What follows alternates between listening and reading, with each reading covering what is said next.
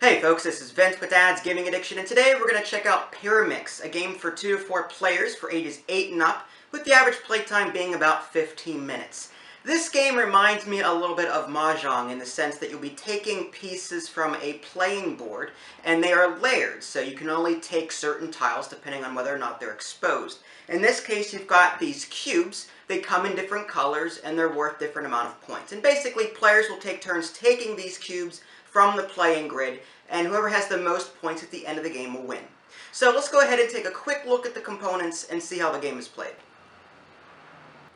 Okay, so here's your components, very easy. You've got one base, and you've got a bunch of cubes here. These cubes come in different colors and have different symbols on them. The different colors are green, orange, purple, and blue, and the different symbols are Ankh, crane, and eye, and that just basically tells you how many points they're worth. The Ankh is worth 1 point, the crane is worth 2 points, and the eye is worth 3 points. You've also got this snake cube, which is worth 0 points. Setting up the game is very easy. You just take all the cubes and slide them into the base, and it's arranged in such a way where they'll just usually slide into place without too much of a problem. So you just randomize that, and you're good to go. First player is the person who saw Pyramid last, but if that is not the case between anyone in your group, just pick a starting player at random. Okay, a player's turn is very simple. They'll go ahead and pick a cube and take it. That's it. But there are a few rules, obviously. Number one, you can only take a cube if it has at least 2 faces showing. So if it has 2 or 3 faces showing, you can take it. In this case, you've got a face showing here, and a face showing here, and a face showing over here. So a player could take this one if they want to, and then the next player could take this one because this one has a face showing, this one has a face showing, there's a face showing here. A player could not take this one, for example, because there's only one face showing, but they could take this one down here because there's one on this side and one on this side. And if you take one that's like underneath others, they'll just slide right down. Now another rule is that you cannot take a cube that is being touched by a snake here.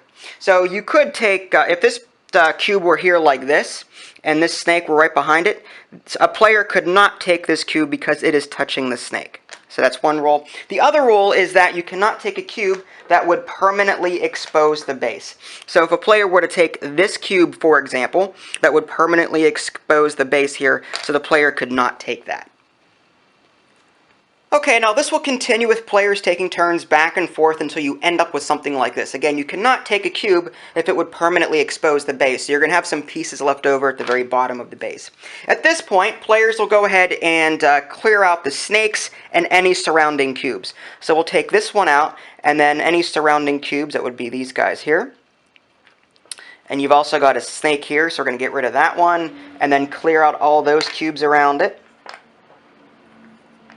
Alright, there we go.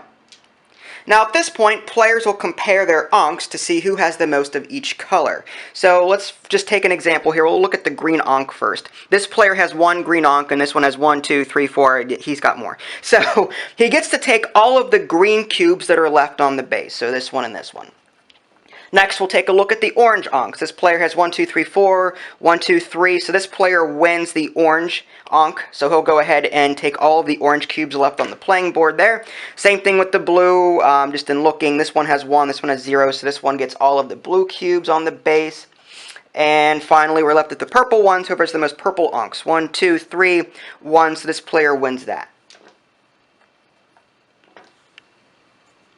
Now at this point it's very easy. You just simply add up the cubes that are in your possession. Again, the Ankhs are worth 1 point, the cranes are worth 2 points, and the eyes are worth 3 points. It doesn't matter what color they are, and the snakes are worth 0 points. And whoever has the most points will win the game.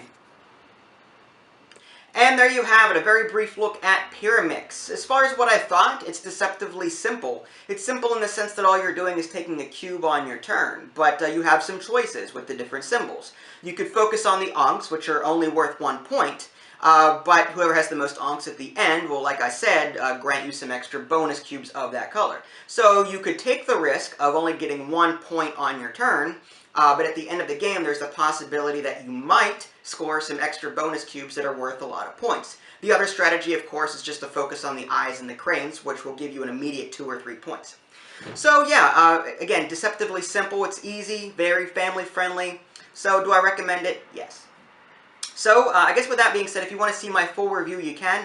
www.dadsgamingaddiction.com. If you haven't already, subscribe to my YouTube channel. That way you can keep up to date with any new content I'm going to publish.